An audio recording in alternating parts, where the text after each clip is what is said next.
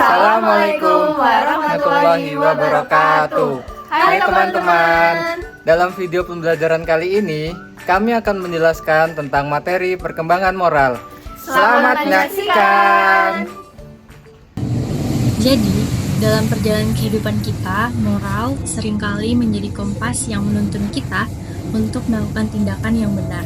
Tapi tahukah kamu, asal-usul kata moral itu sendiri, ternyata moral berasal dari bahasa Latin mores yang berarti tata cara, adat istiadat, atau kebiasaan. Moral kemudian menjadi semacam pedoman bagi manusia untuk menentukan tindakan yang sesuai.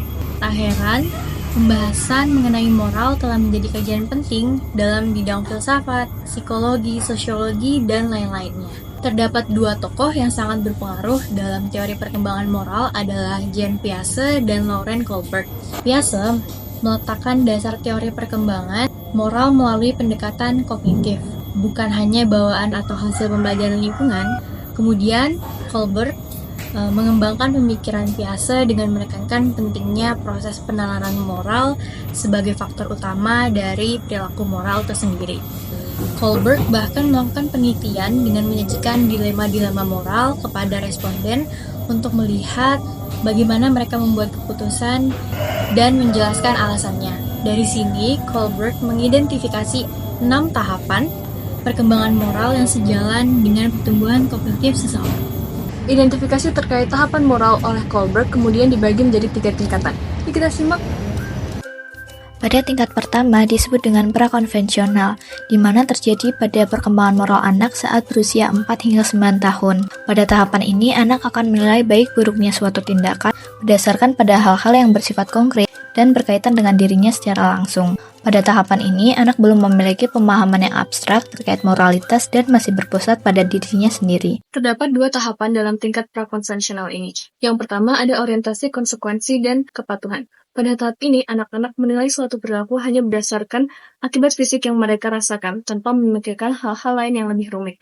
Contohnya, ketika ada anak yang melihat suatu pertikaian, ia tidak akan melalui pertikaian tersebut karena takut akan dimarahi oleh gurunya jika ketahuan terlibat.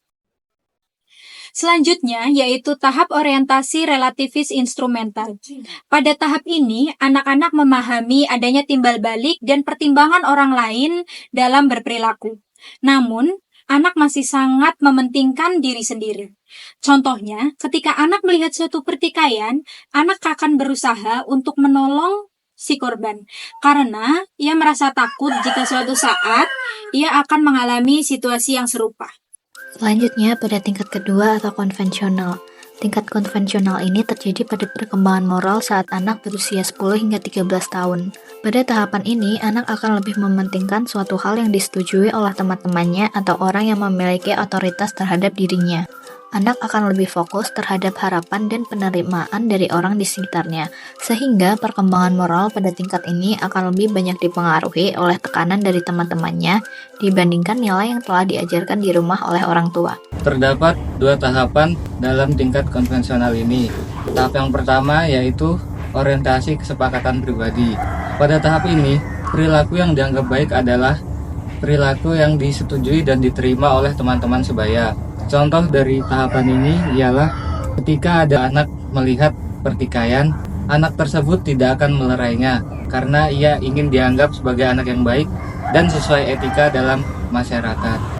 Selanjutnya, orientasi konsekuensi dan ketertiban, yang dimana pada tahapan ini perilaku yang dianggap baik merupakan perilaku yang mendapatkan persetujuan dan penerimaan dari orang-orang yang memiliki otoritas atau kewenangan atas mereka, serta sesuai dengan aturan yang berlaku. Contohnya, ketika guru melihat suatu pertikaian, maka ia akan berusaha untuk langsung menghentikannya, karena ia merasa sangat penting untuk menjaga ketertiban dan mengikuti aturan masyarakat.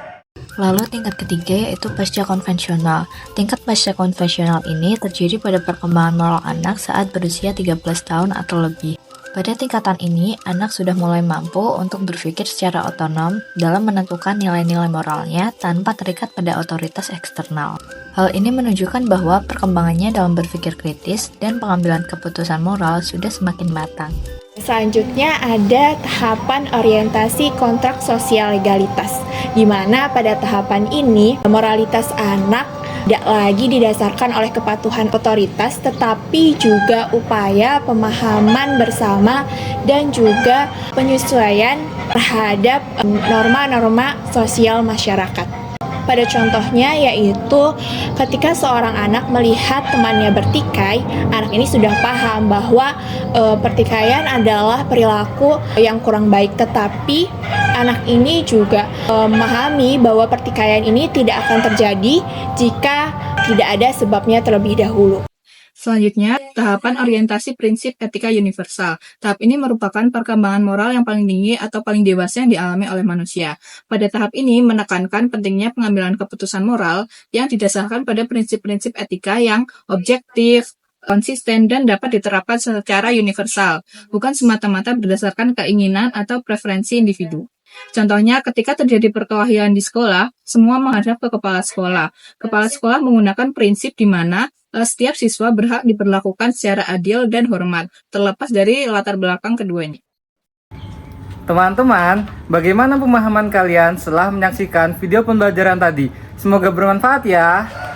See you in class. Wassalamualaikum warahmatullahi wabarakatuh. Bye-bye.